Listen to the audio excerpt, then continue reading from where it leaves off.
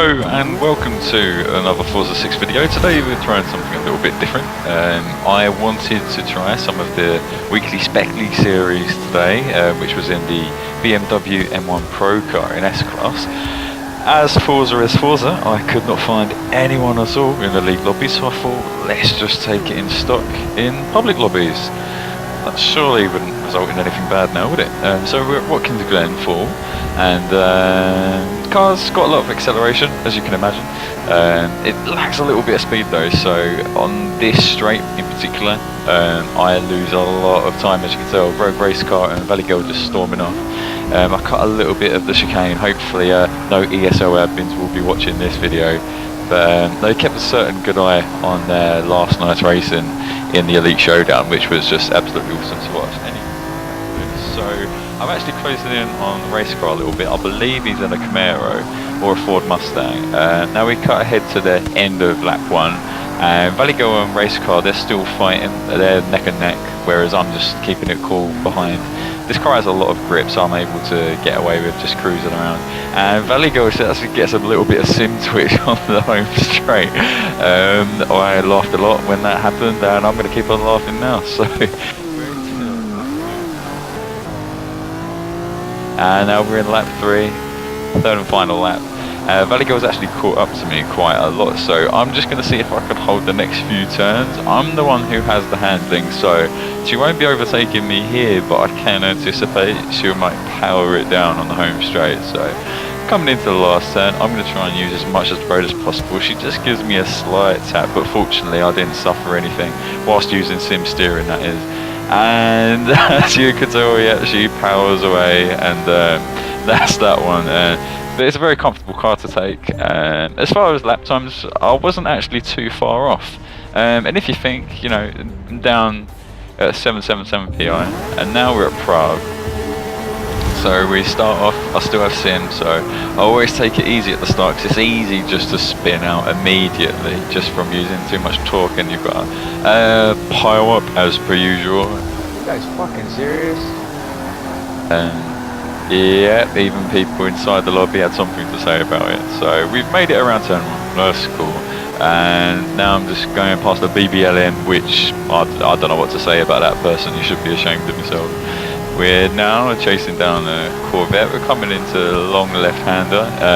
Sim steering around here, very unforgiving when you get it wrong, but thankfully I was able just to keep it in line. So I'll do an undercut on the Corvette, because he just takes the corner all sorts of wrong. And that's pretty much all that happened in the race, really. I overtook on lap 1 and no one come back. I wasn't able to catch up with race car. As you can see, there's a massive time difference. On to the next race. We're at the Holy Yas Marina, aka Spaghetti Junction, aka Carbonara Valley. And I get taken out immediately just by being ran from behind by a Viper. With sim steering, there is no hope of me recovering, so I thought, you know what, I'm just going to take this and move on with it. No need to hold a grudge against anyone. It's Forza Lobbies, like, if you're not used to it by now, then like, what can I tell you? So complete carnage at turns 1, 2, 3. Probably going to be for the rest of this lap as well, but let's see if we can jump up a few positions. I'm up behind a Prowler at the moment, has a lot more acceleration than me, I can imagine. But then again, I feel pretty confident in this Procar. It's a car I really like. It's one of my favourite cars in stock, so I actually feel confident that I can take on a few cars from here onwards, given any more Yas Marina incidences. So just have a slight nudge with the Prowler, so I decided to back off over to the left hand side a little bit, give him some space. And oh, there's another wipeout. The Prowler gets the worst of it. I go creeping by, and we come onto the home straight.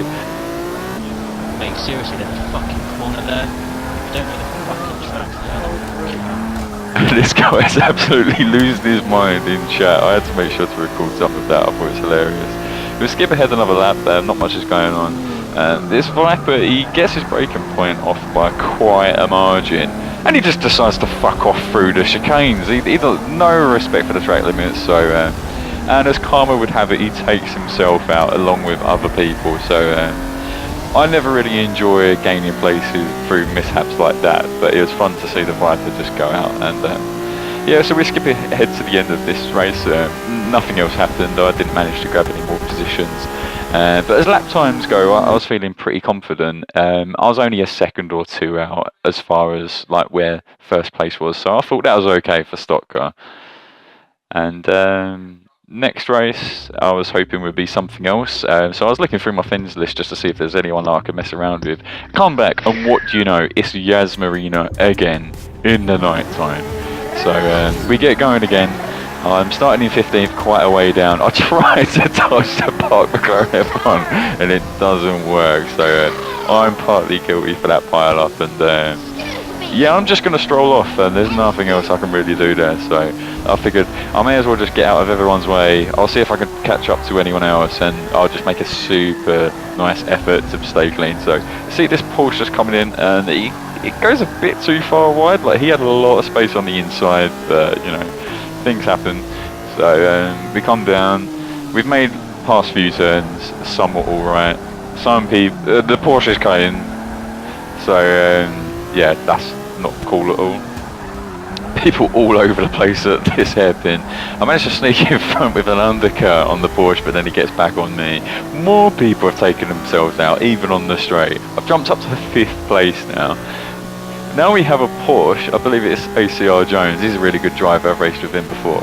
And he's deciding just to have his little victory lap 5 laps in advance by taking out the cones. So I figured I could actually have a good battle with him, because even though he's got all that power, that's only useful on the straight. I may actually have a chance when it comes to the first 2 sectors. So here we go, we end on lap 1. I'm doing okay, I'm in 5th place. And Jones powers along through, but he had to brake a lot earlier than I did. That's the price he pays for all that speed and power that he has. So fortunately, I know I'll be able to hold him for at least the first half of this lap there. I'm just going to keep it really nice and tidy. Curb to curb, use all the road. And I managed to dodge the cones ever so slightly, but Jones, he didn't keep up his end of the bargain. So I thought it was funny anyway. But we're coming around the chicanes now, coming up to the hairpin turn. And I'm just trying to keep it cool. I was tempted to go down into first gear, but when you have sim steering and you're trying to floor it down early, it's very likely that you're going to spin out, so I thought I'll just keep it up a gear. Sim steering definitely is the way forward when it comes to using stock cars. There's very few stock cars that aren't worth using it in, probably like the Ultima GTR in our class. Apart from that, everything should be used with sim steering, just because you get so much more turning. And as long as you're gentle with the thing, you can just go a lot faster. Because in stock, everyone knows the cars are stiff as hell. So we're coming onto the home straight of lap 2. Jones is going to put the pedal down, and look, he just comes soaring by. Now I'm hoping that between here and the halfway straight, I'm going to be able to get in front of him again. So let's see what happens. I'm just going to try and use all of the road between every turn. I'm going to try and hit every apex that I can possible. He's just ahead of me, and I'm going to see if I can sneak inside. I could have, but I just don't have the power. He just charges on ahead again. And so we come down to the hairpin. Well, we're coming nearby the hairpin, should I say. Jones goes a little bit wide in the Porsche, and his handling's obviously a lot less than mine. Here I was trying an undercut tactic of going super wide just to carry more exit speed, but it doesn't quite matter because that Porsche just bombs off down the straight anyway. So I figured, you know, I'm going to have to live with that. It's just the way it is. But as I said before, I really like this M1 Procar. There are 2 cars coming down at the end of the straight. I didn't anticipate that at all. I believe that's a Ford Mustang possibly. Oh, someone just flying in. They must have crashed long before I got to that hairpin.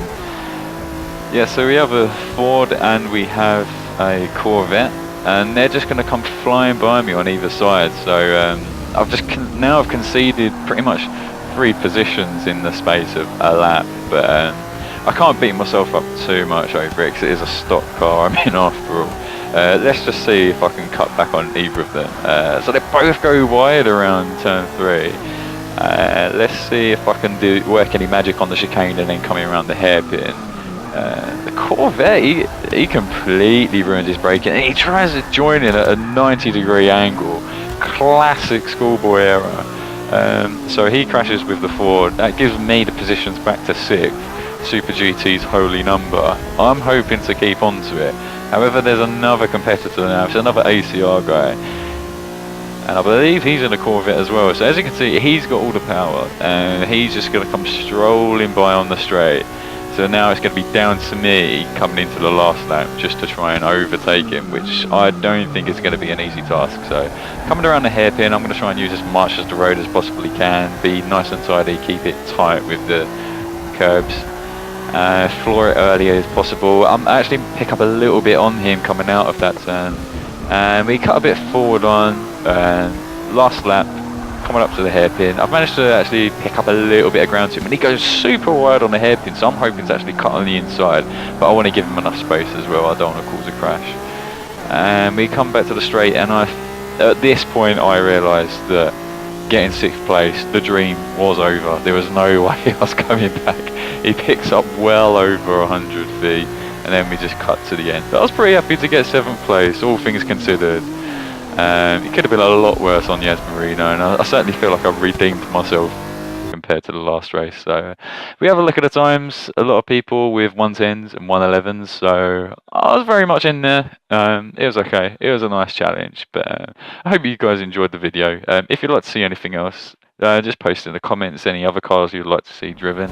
There will be another part to this, so yeah, happy racing.